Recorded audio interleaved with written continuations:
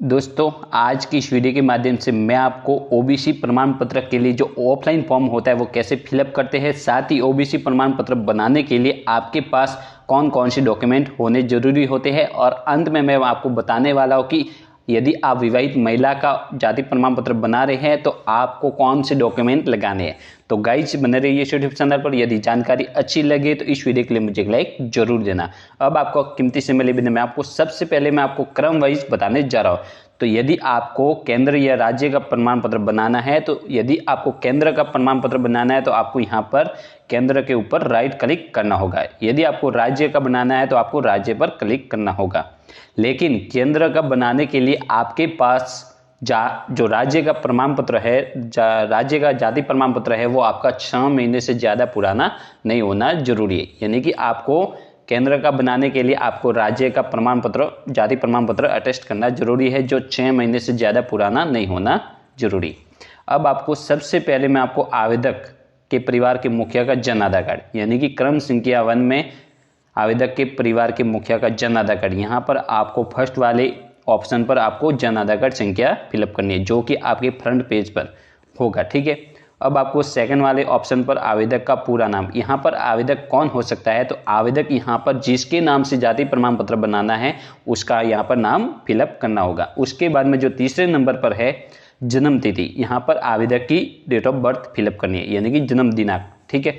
उसके बाद में निवास का पूर्ण पता, जो आपके आधार कार्ड में आईडी प्रूफ के रूप में जो पता है वो आपको यहाँ पर वर्तमान पता, स्थायी पता दोनों को यहाँ पर फिलअप करना है, यानी कि जो आपका वर्तमान पता क्या है और स्थायी पता क्या है। ठीक है। उसके बाद में क्या आपका परिवार राजस्थान का मूल निवासी है, तो यहाँ पर आपको यहाँ करना है। ठीक है, यानी कि यस करना है।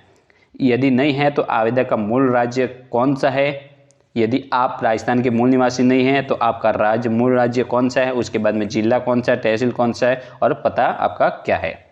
उसके बाद में यहाँ पर प्रार्थी का फोटो, पासपोर्ट साइज, यहाँ पर आवेदक का फोटो फिलअप करना है और इस फोटो को आपको राजपत्र अधिकारी से वेरीफाई करवाना है, यानी कि लेक्चरर हो गए, ठीक है, उनसे वेरीफाई करवाना है। उसके बाद में 5वें नंबर पर क्या आवेदक अपने मूल राज्य राजस्थान से अन्य राज्य में विवाह, शिक्षा, रोजगार या अन्य प्रायोजन अन्य राज्य के जिला तहसील पर निवास कर रहा है। यदि आप राजस्थान के मूल निवासी होते हुए अन्य राज्य में निवास कर रहे हैं तो उसका पता यहाँ पर फिलअप करना है। उसके बाद में आपके 6ठे नंबर पर यदि आप पुरुष है तो पुरुष पर क्लिक करना होगा और महिला है तो महिला और अन्य है तो अन्य पर। उसके बाद में आपको यहाँ 7वें नंबर पर आपका धर्म, ठीक है, जो भी आपका धर्म है यहाँ पर फिलअप करना है। उसके बाद में 8वें नंबर पर जाति और 9वें नंबर पर उपजाति, यहाँ पर आपको कन्फ्यूजन नहीं होना है। तो यहाँ पर सीधे ही तौर पर आपको क्या करना है, जाति में आपको यदि ओबीसी से है तो आपको यहाँ पर ओबीसी लिखना है और उपजाति में जो आपकी उपजाति, जैसे कि मान लो कि मेरी माली जाति है तो मैं ओबीसी लिखूंगा 8वें नंबर पर और 9वें नंबर पर माली लिखूंगा। उसके बाद में आपको 10वें नंबर पर आपकी उपजीविका वर्ग क्या है, यानी कि आपकी जीविका वर्ग क्या है वो यहाँ पर फिलअप करना है। नहीं है तो आपको ज्ञात नहीं है तो आपको यहाँ पर खाली छोड़ना, ठीक है। उसके बाद में 11वें नंबर पर आवेदन केंद्र अन्य पिछड़े वर्ग के लिए या राज्य के पिछड़े वर्ग के लिए किया जा रहा है, यानी कि आपका जो आवेदन है वो केंद्र के लिए आप कर रहे हैं या राज्य के लिए, जो भी जिसका बनाना है वो यहाँ पर फिलअप करना है, यानी कि उस पर क्लिक करना है, ठीक है। फिर 12वें नंबर पर जाति का क्रमांक संख्या, तो इसको आपको खाली छोड़ना है क्योंकि आपको इसके संबंध में ज्ञात नहीं है, यह अपने आप ई मित्र केस अपने आप भर लेगा, ठीक है। उसके बाद में 13वें नंबर पर आवेदक के पिता का नाम, यहाँ पर आवेदक के पिता का नाम लिखना है। उसके बाद में 14वें नंबर पर आवेदक के माता का नाम और 15वें नंबर पर आपके माता पिता का नाम ज्ञात नहीं होने की स्थिति में संरक्षक का नाम, यानी कि अनाथ, ठीक है, उनके संरक्षक का नाम। यदि आप अनाथ है तो आपके संरक्षक का नाम लिखना है। उसके बाद में आवेदक के पति का नाम, यदि आप विवाहित महिला का जाति प्रमाण पत्र बनाते हैं तो यहाँ पर आवेदक के पति का नाम फिलअप करना जरूरी है, ठीक है। उसके बाद में 17वें नंबर पर माता पिता की पति की परिस्थिति क्या है, ठीक है, यानी कि आपके माता पिता या आपके पति की जो परिस्थिति है वो यहाँ पर फिलअप करनी है, ठीक है। तो यदि आपको कुछ समझ में नहीं आ रहा है तो इसे आपको खाली छोड़ना है, ठीक है, 17वें नंबर पर। अब आपको 17वें नंबर में आपको क्या लिखना है, जो कृषि जोतों से, यानी कि यहाँ पर आपको अपने जो आय है वो खेत से होती है, खेतों से होती है, तो यहाँ पर क्या करना है, आपको यहाँ पर सिंपल लिखना है, आपको जमाबंदी संलग्न, ठीक है। यहाँ पर आपको जमाबंदी संलग्न लिख करके आपको छोड़ देना है। उसके बाद में यहाँ पर जो फर्स्ट वाला पॉइंट है, समस्त स्रोतों से कुटुंब माता पिता की जो आय है, यहाँ पर वो आपको यहाँ पर आय फिलअप करनी है, ठीक है। समस्त स्रोतों से यहाँ पर आय लिख करके आपको क्या करना है, स्थान का नाम और दिनांक लिखना है और आवेदक के हस्ताक्षर, ठीक है। यदि आवेदक सिग्नेचर नहीं करता है, यानी कि आवेदक अभी साक्षर नहीं है और वो सिग्नेचर करना नहीं जानता है, तो वो पिता या माता कर सकती है, ठीक है। उसके बाद में गवाह, यहाँ पर ये जो गवाह का जो विकल्प दिया गया है, ये जो गवाह है वो राजपत्र अधिकारी हो सकते हैं। ये जो गवाह का जो फॉर्म है वो अपने आप गवाह के द्वारा भरा जाएगा, ठीक है।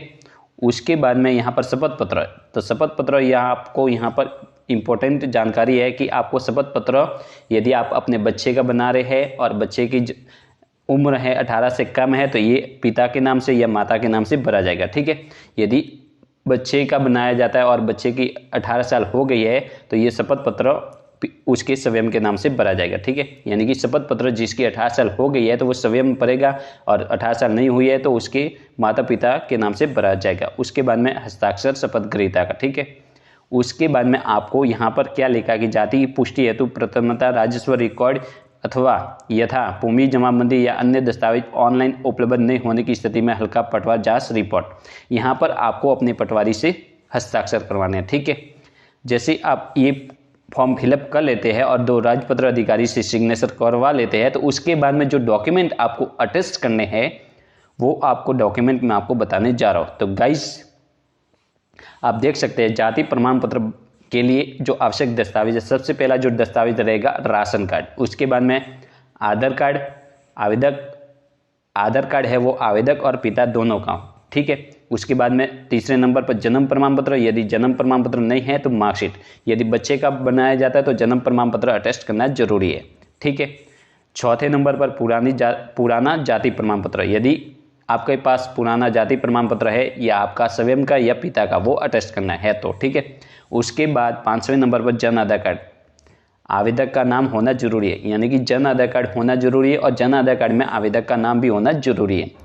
6ठे नंबर पर पिता या दादाजी के नाम का कर का पट्टा या खेत की नकल, तो पिताजी के नाम या दादाजी के नाम का कर का पट्टा या खेत की नकल होनी भी जरूरी है। यदि पट्टा या खेत की नकल नहीं है तो आपको अपने सरपंच या पटवारी से जाति का साक्ष्य प्रमाण पत्र प्रस्तुत करना होगा, यानी कि आपको पटवारी या सरपंच के लेटर पैड से आपको यह प्रस्तुत करना होगा कि आपकी जाति ये है, ठीक है। ये जो डॉक्यूमेंट है वो आपको अटेस्ट करने हैं। अब मैं आपको बताने वाला हूँ कि जो विवाहित महिला का यदि जाति प्रमाण पत्र बनाया जाता है तो वो पिता के जाति के आधार पर बनेगा, ठीक है।